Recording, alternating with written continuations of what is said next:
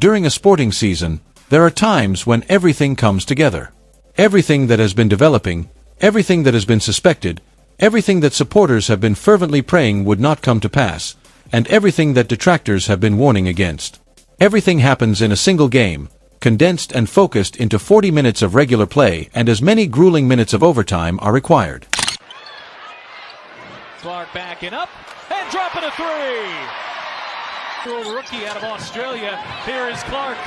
Oh yeah!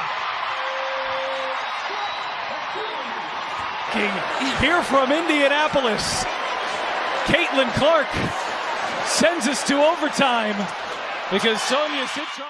The Indiana Fever versus Washington Mystics game was definitely one of those occasions. And because what transpired in that building included both the most exciting individual performance this league has produced in years and one of the most obvious organizational failures that have been visible to the unaided eye throughout this entire early stretch of the season, we must examine it with the kind of unwavering honesty that the situation demands. We start with Caitlyn Clark because it would be a basic disrespect to what she displayed to start anyplace else. 32 points, 8 assists, 4 rebounds, 2 steals, a block, and a field goal percentage of 10 out of 26 will undoubtedly elicit criticism until you fully comprehend the circumstances around its production. With the logo bombs back in the arsenal, with the long threes connecting at the most vital times, with the passes that make people truly pause what they are doing and ponder what they are witnessing, Clark seemed to be the player the league was meant to be constructed around during the fourth quarter of this game. The excitement had returned. Completely, unquestionably, clearly back. Before proceeding, give that fact a full second. At the start of the fourth quarter, Indiana was down by 9 points. The group was having trouble creating an attacking rhythm that would last. Throughout the second and third quarters, the impetus had been completely lost. Caitlyn Clark decided she had had enough of the coaching's inability to provide clear answers to Washington's offensive and defensive problems. She then increased her competitive output to a level that defies easy classification and led this team to overtime with individual brilliance that this league has not seen in a long time. 18 points in only the fourth quarter. The majority of professional players don't really try pull-up threes from these ranges. Bombs with logos. When firing at full capacity, Clark's distinctive deep-range artillery makes it really hard to contain. The shot that forced overtime in this match. Clark was the whole, unbridled, unadulterated version of the show during that fourth quarter. And it was as captivating as anything this sport has produced in a long time. Nevertheless, the Indiana Fever were defeated in overtime. And that loss, that agonizing, profoundly illuminating, completely preventable loss, belongs to forces inside this institution that need to be faced head-on without the shield of courteous diplomatic phrasing. We must return to the first quarter. That's where the core of this game was formed. That's where the choices that ultimately decide the result were made, and it's also where responsibility for everything that came after must be allocated. In the first quarter, Clark was having a great time. She made 2 3-pointers in a row. 3 assists had come from her. In a manner that it had not been able to maintain during the first part of this season, the offense was legitimately and obviously clicking. The advantage that Indiana had established was between 10 and 12 points. That advantage had a very real chance of growing considerably before the quarter was even over, given the way Clark was playing, the rhythm she had obviously discovered, and the momentum Indiana was gaining. She was removed from the game by Stephanie White. It wasn't Washington's talent gap, the way overtime was played, or anything the Mystics did strategically in the second or third quarters that turned out to be the game-changing moment. That one decision made at that precise moment, with Clark cooking, the lead growing, and the offensive rhythm genuinely established for possibly the first time all season. Everything that happened after Caitlyn Clark took the bench in the first quarter, when Indiana was winning the game handily, can be traced back to that one replacement. After Clark left the game, the Indiana Fever failed to score a field goal for 4 minutes in a row. 4 minutes.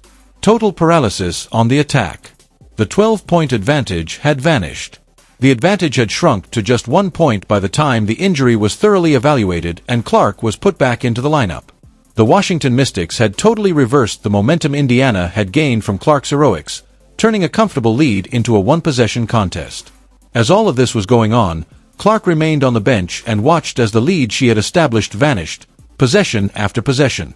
She returned to the game unprepared. The routine she had established was disrupted. It takes active involvement in the game's flow to sustain the attacking rhythm that Clark creates. Constant participation, constant reading, constant awareness of the pace, and constant real-time defensive changes. That flow was as completely shattered by a 4-minute bench sitting at the exact time she was playing her greatest basketball of the season as any defensive strategy Washington could have used. And the effects were brutally evident in the second and third quarters. Clark had a hard time finding her shot. Nothing was consistently produced by the offensive. While Indiana looked in vain for the cohesiveness that had briefly and beautifully existed in the first session, the Mystics methodically controlled those 2 quarters. Despite Clark's outstanding performance throughout the fourth quarter, the system was not functioning. Let's say things clearly and concisely. In the fourth quarter, Clark overcame the system, got around its limitations, and used his unadulterated competitive instinct and individual brilliance to create something amazing out of a scenario that had been made very tough by coaching mistakes. The outcomes were remarkable when she took charge and played without the restrictions imposed on her game. The findings revealed a completely different and far less hopeful tale when she was working within those limitations throughout the middle quarters. In order to finish the accountability discussion, we must now examine Kelsey Mitchell's performance with the same objectivity that we use everywhere else. Mitchell scored 24 points on 10 of 25 field goals. That is a significant amount of tries for that point total, and the ratio's inefficiency is only one figure in a larger statistical profile that is starting to raise severe concerns. Mitchell did not register a single assist for the second straight game. Not a single rebound was recorded by her. Mitchell's only contribution throughout her time as a main offensive option in this team's offensive scheme was via field goal attempts, and even that primary contribution failed when it counted most.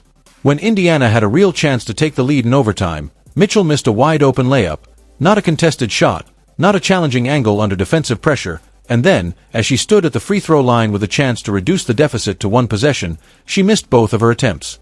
Those execution errors in overtime are the clear, quantifiable difference between a win and a defeat in a game that is ultimately determined by the smallest margin.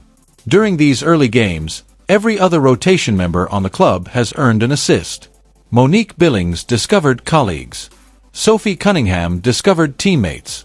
In this particular game, Myisha Hines-Allen recorded 5 assists. 1 was contributed by Lexi Hull. Prior to her accident, Aaliyah Boston made a contribution. Despite playing a major role at the 2-guard position and being the main offensive option in 2 straight games, Kelsey Mitchell has not contributed an assist in that time. Not a glance at a colleague who cuts. There was not a single drive and kick completion that led to a basket. There was not a single possession when choosing to shoot instead of pass resulted in a better outcome. This is not a little statistical error that disappears with a bigger sample size. Regardless of what the defense presents, what teammates are doing in the spaces surrounding her, or whether a straightforward pass to an open teammate would result in a higher percentage outcome than a contested individual attempt, this player is operating in an entirely self-contained scoring mode.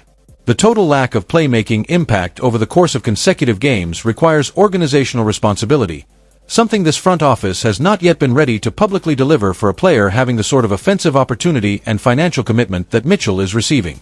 Since Aaliyah Boston's accident symbolizes the organizational chickens coming home to roost in the most obvious and significant manner conceivable, we must now address it head-on.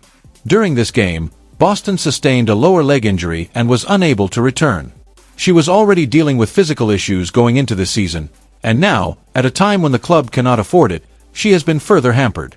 Although it's unclear how long she will be gone, the consequences are severe and urgent. Observers who questioned the roster-building selections made before to the start of this season regularly anticipated that Indiana would have a front-court depth dilemma. During the off-season, the club signed a number of guards. There was never enough attention paid to the depth of the front court.